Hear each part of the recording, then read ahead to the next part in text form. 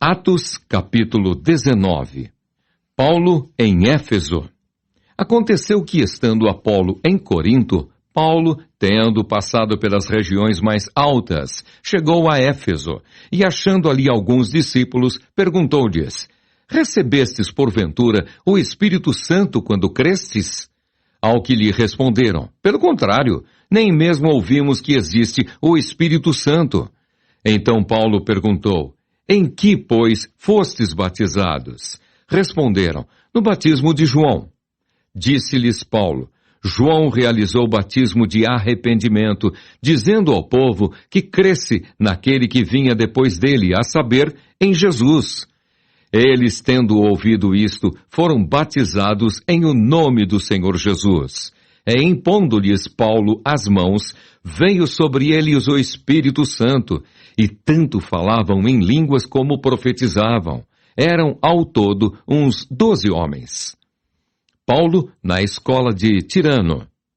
Durante 3 meses, Paulo frequentou a sinagoga, onde falava ousadamente, dissertando e persuadindo com respeito ao reino de Deus.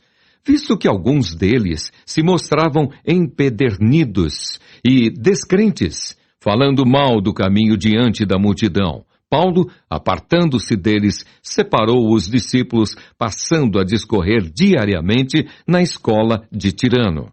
Durou isto por espaço de 2 anos, dando ensejo a que todos os habitantes da Ásia ouvissem a palavra do Senhor, tanto judeus como gregos. E Deus, pelas mãos de Paulo, fazia milagres extraordinários, a ponto de levarem aos enfermos lenços e aventais do seu uso pessoal, diante dos quais as enfermidades fugiam das suas vítimas, e os espíritos malignos se retiravam.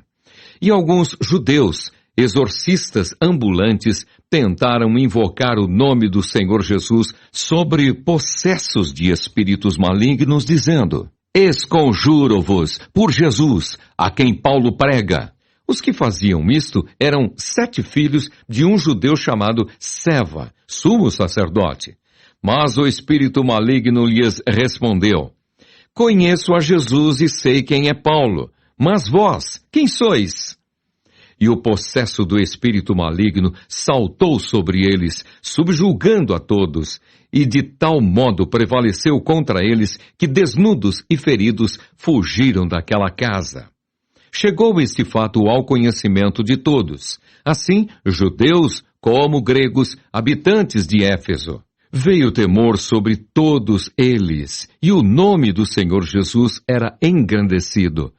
Muitos dos que creram vieram confessando e denunciando publicamente as suas próprias obras. Também muitos dos que haviam praticado artes mágicas, reunindo os seus livros, os queimaram diante de todos. Calculados os seus preços, achou-se que montavam a 50.000 denários. Assim a palavra do Senhor crescia e prevalecia poderosamente. Paulo envia a Macedônia Timóteo e Erasto. Cumpridas estas coisas, Paulo resolveu no seu espírito ir a Jerusalém, passando pela Macedônia e Acaia, considerando: depois de haver estado ali, importa-me ver também Roma. Tendo enviado à Macedônia 2 daqueles que lhe ministravam, Timóteo e Erasto, permaneceu algum tempo na Ásia. Demétrio excita grande tumulto.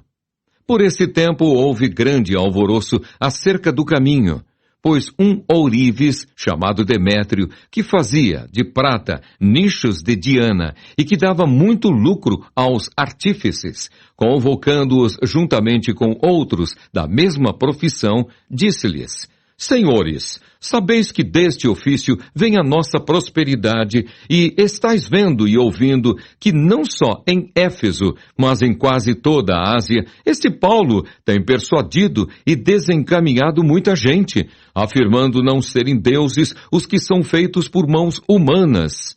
Não somente há o perigo de a nossa profissão cair em descrédito, como também o de o próprio templo da grande deusa Diana ser estimado em nada e ser mesmo destruída a majestade daquela que toda a Ásia e o mundo adoram.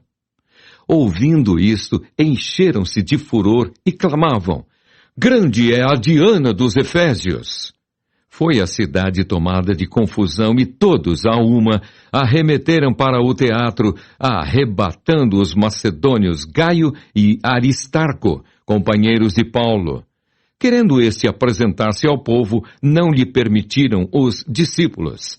Também Asiarcas, que eram amigos de Paulo, mandaram rogar-lhe que não se arriscasse indo ao teatro. Uns, pois, gritavam de uma forma, outros de outra, porque a assembleia caíra em confusão, e na sua maior parte nem sabiam por que motivo estavam reunidos. Então tiraram Alexandre dentre a multidão, impelindo-o os judeus para a frente. Este, acenando com a mão, queria falar ao povo. Quando, porém, reconheceram que ele era judeu, todos, a uma voz, gritaram por espaço de quase 2 horas: Grande é a Diana dos Efésios!